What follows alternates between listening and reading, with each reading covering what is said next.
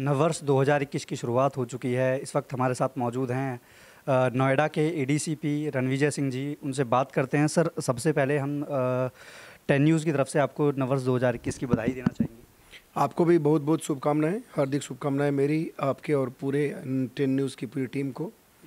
और ये जो मेरी शुभकामनाएं हैं मेरे पूरे गौतम बुद्ध नगर के जनपद वासियों के लिए है।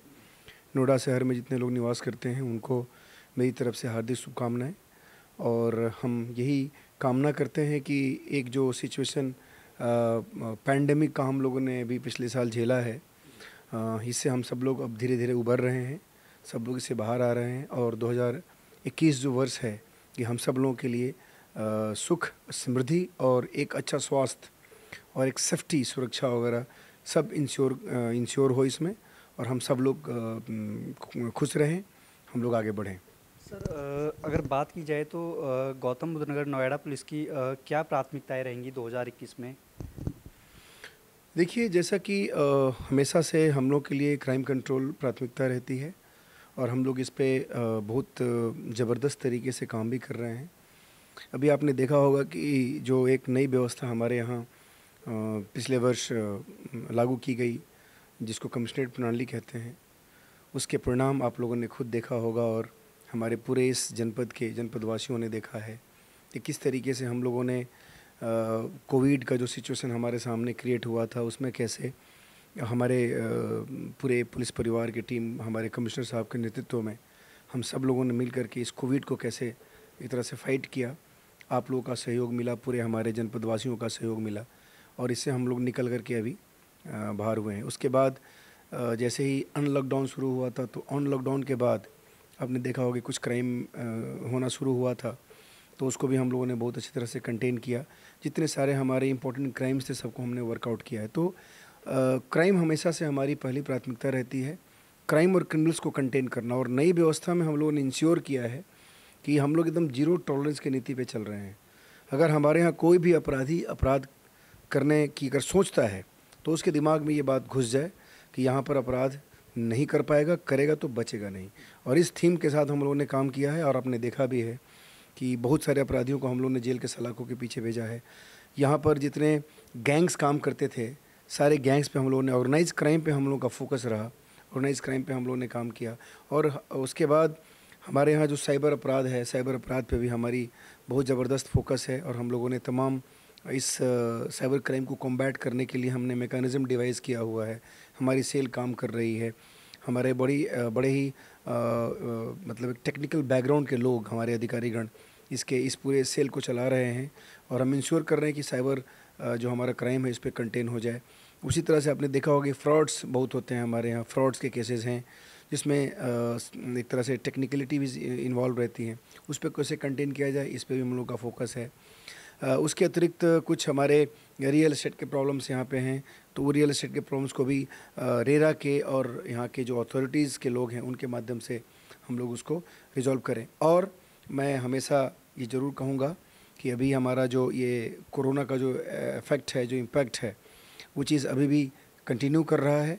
अभी भी हमारे यहाँ पॉजिटिव लोग मिल रहे हैं और उनका ट्रीटमेंट चल रहा है और फॉर्चुनेटली चीज़ों को बहुत कंटेन कर लिया गया है, लेकिन अभी भी कुछ संख्याएं हैं। तो मैं सभी अपने जनपदवासियों से ये निवेदन करूंगा कि आप सब लोग को अभी भी जो इसके बेसिक रूल्स हैं, सोशल डिस्टेंसिंग, मास्क पहनना, अपने को क्लीन करना, हाइजीन मेंटेन करना, हाथ साफ़ करना, हाथ धोना, तो ये सारी चीज़ें अभी भी करने की आवश्यकता है। भीड़ भाड़ में नहीं जाना, जो प्रोटोकॉल्स हैं उस प्रोटोकॉल्स का पालन करना, मार्केट, मॉल्स, ऐसे पब्लिक प्लेसेस पे जहाँ जा रहे हैं वहाँ के लिए जो डायरेक्शंस है उस डायरेक्शंस को फॉलो करना। तो हम लोग ये कोशिश कर रहे हैं कि अभी भी पैंडेमिक भी हमारे लिए एक चैलेंज है, उसको भी करना हमें देखना है। दो चीज़ें स्पेशल मैं आपके माध्यम से अपने जनपदवासियों से निवेदन करना चाहूँगा। पहला ये है कि सबको पता है कि वैक्सीनेशन जो होना है ये प्रोसेस ऑलमोस्ट स्टार्ट हो गया है और आज ही पहला दिन था ड्राई रन का, जो वैक्सीन लगाया जाएगा। तो वैक्सीन का ड्राई रन आज शुरू हुआ था और इसमें बहुत सक्सेसफुली हम लोगों ने जो हमारा पूरा प्रोसेस रहेगा वैक्सीनेशन का, उसको हम लोगों ने आज रन करके देखा है और हमें लगता है कि आज बहुत सक्सेसफुली हम लोगों ने किया है।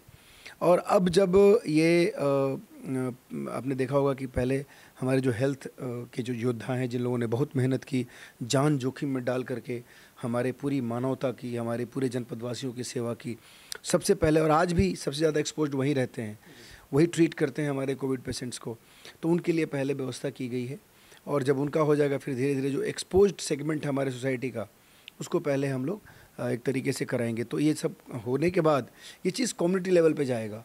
तो मैं सबसे निवेदन करूँगा कि सबसे पहले तो इस वैक्सीनेशन के बारे में जो भ्रांतियाँ फैलाई जा रही हैं उसको दिमाग से निकाल दीजिए। बड़ी रिसर्च और बड़ी ही एक तरह से मेहनत के बाद ये सभी चीज़ें धरातल पे आई हैं। तो मुझे लगता है कि हम सब लोगों को हमारे जो रिसर्च वगैरह हैं सब पे विश्वास करना चाहिए और सब लोगों को हमको मिल करके एक तरह से जब कम्युनिटी लेवल पे आए तो हम सब लोगों को ज़रूर वैक्सीनेट कराना चाहिए। दूसरा ये है कि जब कम्युनिटी लेवल पे इसकी वैक्सीनेशन की प्रोसेस शुरू होगी तो थोड़ी सी एक तरह से सभी लोगों का होगा, तो थोड़ा व्यवस्थित तरीके से कराने में मैं सभी लोगों से अपील करूंगा कि सब लोग इसको एक बहुत ही ऑर्गेनाइज तरीके से, या जो हम लोग तरीका निकालेंगे उस तरीके को फॉलो करने की आवश्यकता है। दूसरा जो मैं आपको बताना चाहूँगा, बहुत ही सेंसिटिव इशू है। अभिषेक जी, मैं चाहूँगा कि चूँकि आप लोगों ने 10 न्यूज़ के माध्यम से बहुत सारी चीज़ें अवेयरनेस प्रोग्राम यहाँ पे किया है, इस कोविड के समय में जो एक सबसे इम्पॉर्टेंट चैलेंज हम लोग के लिए आया, वो हम लोगों ने जो इसके इकोनॉमिक इफ़ेक्ट्स के चलते जो, या कोविड के डिफरेंट तरीके से प्रभाव में आकर लोगों ने सुसाइड करना शुरू किया और हमारे लिए एक बहुत ही चैलेंज हुआ। मैं एक एक दिन में, मुझे याद है कि 10-10 सुसाइड हुए इस जनपद में। सिटी एरिया में हम लोग बहुत परेशान रहे और फिर हम लोगों ने जगह जगह जाकर के RWAs की जो मीटिंग्स हुई, हमारा जो पब्लिक इंटरेक्शन हुआ, सब लोगों को हम लोगों ने रिक्वेस्ट किया, सब लोगों को हम लोगों ने अवेयर किया। हमारा प्लान ये था, हम लोग ये कोशिश कर रहे थे कि ये चीज़ जो एक नेगेटिविटी डेवलप हो रही है, देखिए इकोनॉमिक, जैसे मान लीजिए इकोनॉमिक प्रॉब्लम्स क्रिएट हुई, नौकरियां छूट गई लोगों की, फैक्ट्रीज़ बंद हो गए, तमाम चीज़ें हुई, लेकिन एक हमेशा एक इसका एक ब्राइटर साइड होता है। आपने देखा होगा कि अभी जैसे जैसे ये कोविड का वैक्सीन आया, धीरे धीरे सब कुछ हमारा इकोनॉमिक लाइफ एक तरह से पटरी पे आना शुरू हो गया, तो फिर सभी चीज़ें वही आज हो जाएंगी। तो जो हमारे कठिन दौर होते हैं, जो हमारे डिफ़िकल्ट टाइम्स होते हैं, उसको किसी न किसी तरीके से सह लेना चाहिए और एक दूसरे के परस्पर सहयोग से उसको निकालना चाहिए। और अगर नकारात्मकता अगर हमारे दिमाग में आएगी तो हम बहुत बड़ा लॉस करने जा रहे हैं। अब देखिए, एक व्यक्ति के इस तरह के डिसीजन से, एक्सट्रीम स्टेप से पूरा का पूरा परिवार नष्ट हो जाता है, पूरी की पूरी सबकी, बहुत लोगों की ज़िंदगियां तबाह हो जाती हैं और सबसे बड़ा हमारा एक बहुत इम्पॉर्टेंट ह्यूमन रिसोर्स डैमेज होता है। तो मैं हमेशा ये चाहूँगा कि एक मैसेज आप लोगों की तरफ से भी जाए और इस पर भी आप लोग डिबेट और सेमिनार्स, वर्कशॉप्स ऑर्गेनाइज करें और पूरे हर एरिया में एक मैसेज जाए कि नेगेटिविटी को कैसे हम दूर करें, पॉजिटिविटी कैसे आए। और हमें एकदम सर्टेन हूँ कि इस स्थिति एकदम बैक टू नॉर्मल होने जा रही है और जिस तरीके से हम लोगों ने एक भयावह स्थिति को, एक मंजर को हम लोगों ने क्रॉस किया है, तो जितने हमारे लोग हैं वो सब लोग मिलकर के एक दूसरे का सहयोग करेंगे और हम फिर आगे बढ़ेंगे। सर, आपने बात की है कोरोना वैक्सीन को लेकर, तो अभी सर मामले ऐसे देखने को मिले हैं कि कोरोना वैक्सीन के नाम पर, रजिस्ट्रेशन के नाम पर फ्रॉड देखने को मिल रहे हैं ज़िले में, तो इसको कैसे टैकल करेगी सर नोएडा पुलिस? देखिए, ये भी जैसे कि मैंने बताया, साइबर क्राइम हमारे लिए हमेशा एक चैलेंज है। लगातार हम लोग काम कर रहे हैं, हमारे साइबर सेल्स एक्टिवेटेड हैं। लोगों को क्या मैसेज देना चाहेंगे सर, क्योंकि उनके पास OTP के लिए मैसेज आ रहा है और वो इस तरह से कभी भी मत करिए। देखिए, मैं बड़ा स्पष्ट बताऊं कि अगर कोई भी इस तरह का मैसेज आपके पास आता है कि हम यहाँ पे रजिस्ट्रेशन कर रहे हैं, ये कर रहे हैं, वो कर रहे हैं, कभी भी अपना बेसिक डिटेल्स कभी मत दीजिए। आप जहाँ रहते हैं वहाँ बगल में, मैं चाहूँगा और मैं CMO साहब से रिक्वेस्ट भी करूँगा कि CMO साहब के माध्यम से एक अवेयरनेस प्रोग्राम चलाया जाए और उनके तरफ से कुछ नंबर्स फ्लोट किए जाएं।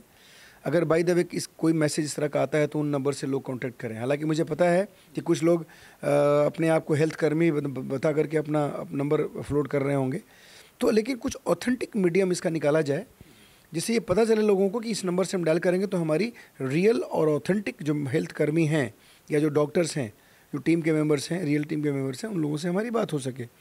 तो मुझे लगता है कि ऐसे लोगों, ऐसी इस तरीके का हम तरीका अगर निकाल देंगे तो मुझे लगता है कि जो ये फ्रॉड्स हो रहे हैं, OTP मांगे जा रहे हैं, उसके बाद पैसा साइफन ऑफ हो जा रहा है। तो और मैं बताऊं कि आजकल कोई भी चीज़ ऑनलाइन अगर आप डील करते हैं तो बहुत ही केयर और कॉशन लेने की आवश्यकता है। हमारे यहाँ रोज़ अगर 50 लोग आते हैं तो कम से कम उसमें से 15 से 20 लोग इस तरह के ऑनलाइन और साइबर फ्रॉड और साइबर क्राइम से ज़रूर कहीं ना कहीं से अफेक्टेड लोग होते हैं। तो मेरा ये एक सब लोगों से अपील है, एक निवेदन है कि कभी भी इस तरह के मैसेजेस और एक ऑनलाइन कोई भी चीज़ मैसेज आता है या कोई मेल आता है तो उसको प्लीज़ रिस्पॉन्ड नहीं करें, और रिस्पॉन्ड भी करें तो पहले आप उसको उसकी ऑथेंटिसिटी देख लें। और मुझे लगता है कि ऐसा कुछ नहीं होने वाला, इसलिए सब लोगों को ध्यान देना चाहिए।